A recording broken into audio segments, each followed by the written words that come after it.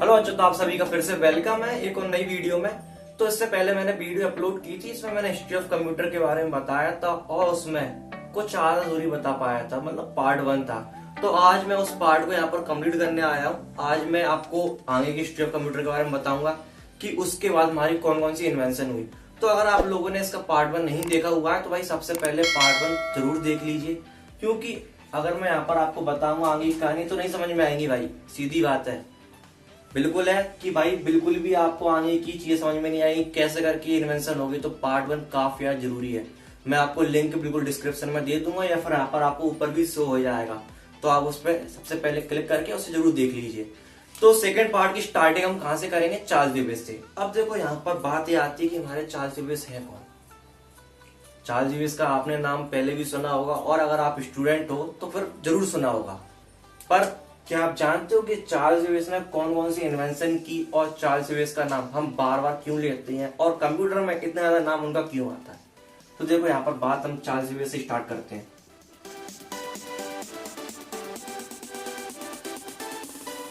तो जो हमारे चार्ल्स बेबेज हैं, सबसे पहले इनको मैं इंट्रोड्यूस करा देता हूँ कि इन्हें हम बोलते हैं क्या। तो चार्ल्स बेबेज को हम फादर ऑफ मॉडर्न कंप्यूटर के नाम से जानते हैं। अब मॉडर्न कंप्यूटर क्या है? तो मॉडर्न कंप्यूटर यहाँ पर ये है कि जो आप अपनी डेली लाइफ में यूज कर रहे हो, कंप्यूटर डेस्कटॉप हो गया, लैपटॉप हो गया, पाम टॉप हो गया, तो जो आप इन कंप्यूटर को यूज कर रहे हो उन सबकी यहाँ पर क्या कहते हैं? प्रेरणा। अगर शुद्ध हिंदी में बात करें तो प्रेरणा किसने दी? हमारे चार्ल्स बेबेज ने दी। अब फादर ऑफ मॉडर्न कंप्यूटर ही बोल दिया हमने, पर हम ऐसा क्यों बोलते हैं? मेन बात यहाँ पर ये निकलती है कि चार्ल्स बेबेज को ही हम फादर ऑफ मॉडर्न कंप्यूटर क्यों बोलते हैं। तो देखो यहाँ पर चार्ल्स बेबेज की दो इन्वेंशन ऐसी है जो उन्होंने इन्वेंशन को इन्वेंट किया, उससे हमें ये समझ में आ गया कि भाई हम कंप्यूटर बना सकते हैं और उसका यूज बहुत लार्ज स्केल पर कर सकते हैं। मैं अभी की बात नहीं कर रहा हूं, आप लोग को एज्यूम कहां पर करना है? 1800 सन्स 1800, मतलब बात कहां की चल रही है? 1800 की चल रही है, हमारी 1800 के समय की चल रही है। जिस समय भाई हम कहीं और कहीं थे, ठीक है, तो उस समय हम कंप्यूटर के बारे में कुछ जानते भी नहीं थे कि भाई कंप्यूटर होता क्या है, दिखता कैसा है, आगे उस समय क्या यूज करेंगे, हमें कुछ भी मालूम नहीं था। पर उस समय हमारे चार्ल्स बेबेज ने ऐसी दो इन्वेंशन की जिससे आदमी को समझ में आ गया, मतलब हमको समझ में आ गया कि हाँ भाई हम एक ऐसी मशीन तैयार कर सकते हैं जिससे भविष्य में हम उसके ऊपर वर्क करेंगे, अपने डेटा को सेव भी करेंगे और कई सारी चीजें करेंगे। क्लियर? तो यहाँ पर चार्ल्स बेबेज की सबसे पहली इन्वेंशन कौन सी थी हमारी? Difference engine. चार्ल्स बेबेज की पहली इन्वेंशन कौन सी थी? Difference engine. अब ये डिफरेंस इंजन क्या है और इसने क्या काम किया और इसे हम हिस्ट्री ऑफ कंप्यूटर में क्यों पढ़ रहे हैं, मेन बात ये आती है यहाँ पर। तो देखो डिफरेंस इंजन को इन्वेंट किया गया है 1820। आप कई सारी बुक्स में पढ़ोगे तो वहां पर आपको थोड़ा ऊपर नीचे मिलेगा, पर मैंने कई सारी बुक से रेफरेंस लेके 1820 यहाँ पर सेट किया है। तो यहाँ पर जो हमारा डिफरेंस इंजन है उसे 1820 के करीब इन्वेंट किया गया है। कॉम्पिटिशन में कई बार पूछ लिया जाता है कि डिफरेंस इंजन को कब इन्वेंट किया है, किसने इन्वेंट किया और चार्ल्स बेबेज को क्या बोलते हैं। तो आप लोगों से मैं विनती करता हूँ या फिर आगे भी बोल सकते हो कि भाई कॉपी लेके जरूर बैठे, क्योंकि कुछ पॉइंट्स ऐसे हैं जो आप नोट डाउन कर सकते हो अगर आप कॉम्पिटिशन की तैयारी कर रहे हो। अगर नहीं कर रहे तब भी नोट डाउन कर लो, काम में आपके आगे आएंगे ही आएंगे। तो यहाँ पर देखो डिफरेंस इंजन को उन्होंने इन्वेंट कर दिया। अब डिफरेंस इंजन हमारा, यहाँ पर मैं आपको फोटो दिखा दूंगा, आपको समझ में आ जाएगा, बिल्कुल एक मशीन टाइप का दिखता है। अब डिफरेंस इंजन की क्या खूबियां थी, मेन बात ये आती है। इससे पहले भी हमने कई सारी इन्वेंशन बनाई थी, क्या वो इन्वेंशन सब बेकार थी?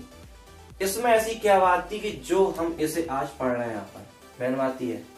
तो देखो डिफरेंस इंजन के अंदर सबसे पहली खूबी क्या थी? स्टीम।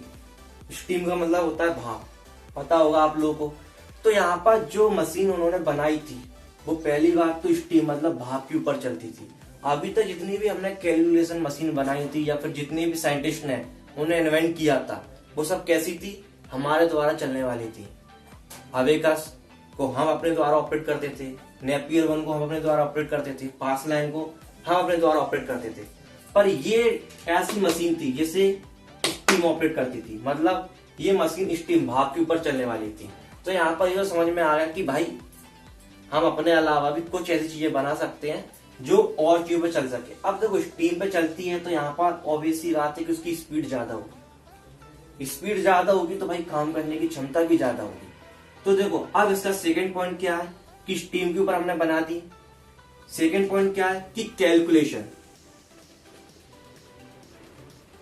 कैलकुलेशन तो ज्यादा हाई लेवल की नहीं थी इसके अंदर, लो लेवल की कैलकुलेशन थी। सिंपल जो हम कैलकुलेशन एडिशन मल्टीप्लाई सब्ट्रैक्शन जो हम कर सकते थे वो हम इसी के अंदर भी कर सकते हैं, कुछ नई बात नहीं थी। पर तब भी इसके अंदर जो कैलकुलेशन होती थी वो टेबल के फॉर्म में होती थी। किसके फॉर्म में? टेबल के फॉर्म में। तो यहाँ पर हमें एक उपलब्धि और मिल गई। अब उसके बाद और क्या चीज थी इसके अंदर? चार्ल्स बेबेज ने हमें ये बता दिया कि भाई तुम कैलकुलेशन कर सकते हो और एडवांस लेवल की कैलकुलेशन कर सकते हो। पर तब भी चार्ल्स बेबेज सेटिस्फाई नहीं हुए, उन्हें भाई कुछ और चाहिए था। ह्यूमन नेचर, थोड़े में कैसे खुश हो सकते हैं। तो यहाँ पर उन्होंने क्या किया, चार्ल्स बेबेज ने एक इन्वेंशन और की। इस इन्वेंशन ने उनकी लाइफ भी बदल दी और जो भविष्य में कंप्यूटर बनने वाले हैं उनकी लाइफ भी बदल दी। अब यहाँ पर कौन सी इन्वेंशन है? नाम है एनालिटिकल इंजन। अब ये क्या है और इसके ऊपर मैं इतना फोकस क्यों कर रहा हूं? तो सबसे पहली बात जो हमारा एनालिटिकल इंजन है इसे हम फर्स्ट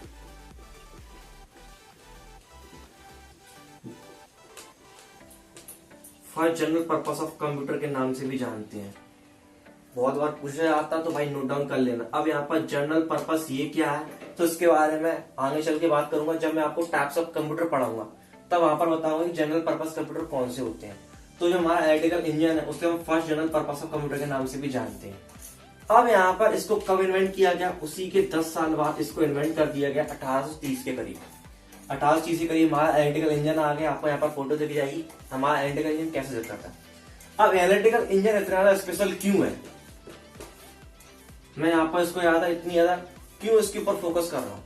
एनालिटिकल इंजन सब कुछ बदल दिया, सारा पूरा खेल बदल दिया कंप्यूटर का। तो देखो एनालिटिकल इंजन के अंदर एक डिवाइस लाई गई, इसका नाम है पंच कार्ड। अगर पहले नाम सुना है तो बहुत अच्छी बात है, नहीं सुना है तो यहाँ पर मैं आपको इसके बारे में थोड़ा बहुत बता देता हूँ।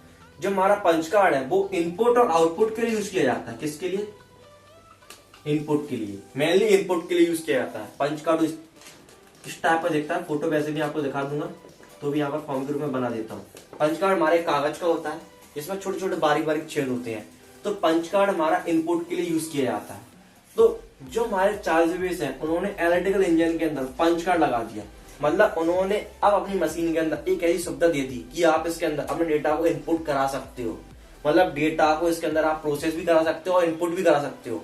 जो पहले की पूरी मशीन थी उसके अंदर ये वाला सिस्टम नहीं था। हम डेटा को अगर होता भी तो हम उस लेवल का, उस एडवांस लेवल का डेटा जो प्रोसेस कराना चाहते हैं, इनपुट कराना चाहते हैं, वो भाई नहीं हो पाता था हमारा।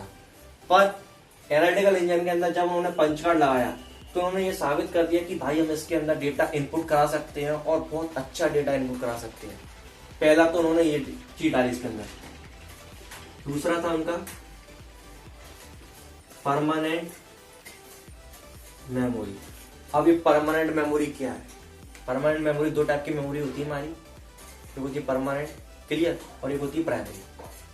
परमानेंट मेमोरी जब मैं आपको पढ़ाऊंगा तो वहां पर क्लियर हो जाएगा कि परमानेंट मेमोरी क्या होती है। यहाँ पर मैं आपको उसका शॉर्ट में बता देता हूँ कि परमानेंट मेमोरी क्या होती है।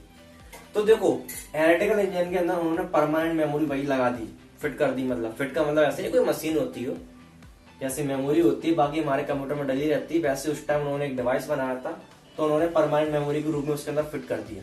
अब परमानेंट मेमोरी इतना यहाँ पर क्यों मैं इसके ऊपर फोकस कर रहा हूँ, क्यों इतना जरूरी था? तो देखो जो भी हम कैलकुलेशन करते हैं उसको स्टोर करने के लिए कुछ ना कुछ जगह तो चाहिए। आपने अगर 5+4 ऐड करना चाहते हो तो 5 और 4 को स्टोर करने के लिए आपके पास डिवाइस में जगह होनी चाहिए। और वो जगह पहले के हमारे जो भी मशीन थी, कैलकुलेटर थे, मशीन थी, उसके अंदर नहीं थी।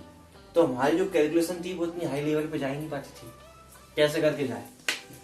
मेमोरी नहीं है, शुद्ध भाषा में बोले तो स्टोरेज प्रॉब्लम था, स्टोरेज ही नहीं थी। तो उन्होंने एनालिटिकल इंजन के अंदर ये वाली प्रॉब्लम को सॉल्व कर दिया कि भाई उन्होंने इसके अंदर स्टोरेज भी डाल दी कि आप इसके अंदर डेटा इनपुट भी कराओ, उसके अंदर डेटा को हम स्टोर भी करा सकते थे। तो यहाँ पर उन्होंने दो चीजें तो कर दी और ये दोनों चीजें काफी ज्यादा इंपॉर्टेंट थी। ये दोनों चीजें अभी तक हम मिस कर रहे थे, तभी तो हम आगे नहीं बढ़ पा रहे थे। तो उन्होंने ये दोनों चीजें इसके अंदर डाल दी। उसके बाद हमें समझ में आया कि भाई हम इसके अलावा, ये तो मशीन तैयार हो गई, इसके अलावा अगर हम इसे थोड़ा और इम्प्रूव करें तो हम और भी अच्छी और भी बेहतर मशीन तैयार कर सकते हैं। पर भाई कहीं ना कहीं से तो हमें सीख लेनी थी। तो चार्ल्स बेबेज ने यहाँ पर हमें एनालिटिकल इंजन के रूप में एक सीख दी थी। तो यहाँ पर हमारे चार्ल्स बेबेज की दो इन्वेंशन हो गई। कौन कौन सी हो गई? एक डिफरेंस इंजन और दूसरा हमारा एनालिटिकल इंजन। बहुत बार पूछा जाता है, नोट डाउन कर लेना या पूरा क्लियर। तो चार्ल्स बेबेज का यहाँ पर हमारा पीरियड खत्म हो गया। चार्ल्स बेबेज ने बहुत ज्यादा योगदान दे दिया भाई। अब उसके बाद बात करते हैं कि अब आगे क्या हुआ। कहानी यहाँ तक नहीं होगी, आगे अभी और भी गेम बाकी है भाई। तो अभी वीडियो स्किप मत करना और छोड़ के मत जाना, आगे अभी और भी है।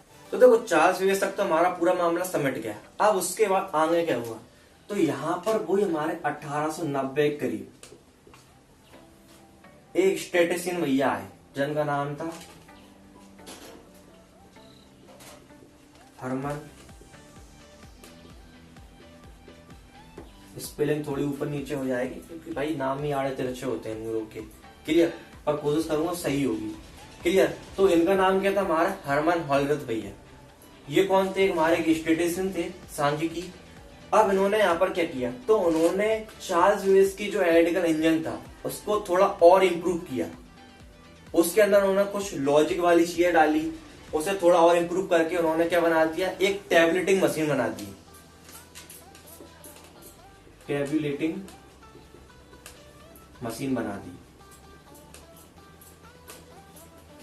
कौन सी मशीन बना दी? टैबुलेटिंग मशीन बना दी। तो यहां पर उन्होंने ये वाली चीज की इन्वेंशन कर दी। पर मैं यहां पर इनको इस वजह से इंक्लूड नहीं किया हिस्ट्री ऑफ कंप्यूटर के अंदर। इसकी एक और वजह यह है कि इन्होंने एक कंपनी भी खड़ी की थी उस समय 1890 के दशक में, टैबुलेटिंग मशीन कंपनी, हमारे हरमन भैया ने, जो 1924 के दशक में, 1924 के करीब इसका नाम चेंज होके क्या हो गया?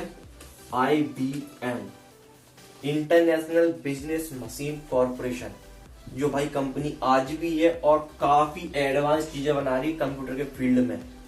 और इसके फाउंडर कौन थे? हमारे हरमन हॉलरथ भैया थे। इन्होंने इसकी स्टार्टिंग की थी और कंपनी 1924 का इसका नाम चेंज हो क्या हो गया? IBM, international business machine corporation. बहुत बार एग्जाम में पूछ लिया आता है, इस वजह से यहाँ पर मैंने इनको इंक्लूड किया हिस्ट्री ऑफ कंप्यूटर के अंदर। तो यहाँ पर हमारे हरमन भैया ने मशीन बना के तैयार कर दिया। अब उसके बाद जो हमारा अगला टॉपिक होने वाला है वो जनरेशन ऑफ कंप्यूटर होगा, क्योंकि अब यहाँ से हमारे कंप्यूटर की जनरेशन स्टार्ट हो गई। कंप्यूटर की जनरेशन भी बहुत ज्यादा कंफ्यूजन है, कहीं पे 1940 लिखा हुआ, कहीं पे 1946 लिखा हुआ है, क्लियर। पर यहाँ पर आपको बिल्कुल सही मिलेगा कि भाई कब से इसकी स्टार्टिंग हुई है। तो ये हमारा हिस्ट्री ऑफ कंप्यूटर होगा। यहाँ पर एक नाम और मैं आखिरी में इंक्लूड कर देता हूँ, मार्क 1। मार्क 1 से चेहरे पे स्माइल आ गई होगी। अगर मार्वल के फैन है तो भाई 2 मिनट में समझ गए होंगे कि मार्क 1 क्या है। भाई आयरन मैन वाला मार्क 1 नहीं है, ये कंप्यूटर वाला एक प्रोजेक्ट तैयार किया गया था। किसके बीच में? IBM, यहां पर मैं अभी बता चुका हूं, और हार्वर्ड यूनिवर्सिटी, नाम सुना होगा। इन दोनों ने मिलकर कंप्यूटर तैयार किया था मार्क 1, जिसे हम फर्स्ट डिजिटल कंप्यूटर के नाम से भी जानते हैं। इसका नाम यहाँ पर मैंने इंक्लूड कर दिया, पर कोई पूछता नहीं है। पर कभी कभी क्या होता है एग्जाम में पूछ लेते हैं, छोटी छोटी चीजें ही पूछ लेते हैं, तो इससे भी नोट डाउन कर लेना। तो यहाँ पर हमारा ओवरऑल हिस्ट्री ऑफ कंप्यूटर पूरा फिनिश हो जाता है, क्लियर। तो आखिरी में समझ में आ गया हो तो भाई नोट डाउन तो कर ही लिया होगा। अगर समझ में आ गया हो तो भाई चैनल को सब्सक्राइब जरूर कर देना, ठीक है। क्योंकि आगे आपको कुछ इस प्रकार की वीडियो कंप्यूटर से रिगार्डिंग, और कंप्यूटर अगर आप पढ़ रहे हो तो उससे भी रिगार्डिंग आपको वीडियो यहाँ पर मिलती रहेगी। और ऐसा लगता है कि भाई मेरे फ्रेंड को भी इसकी जरूरत है तो भाई शेयर भी जरूर कर देना, ठीक है। तो अगली वीडियो में आपको जनरेशन ऑफ कंप्यूटर के साथ मिलूंगा, तब तक के लिए फिर बाय बाय।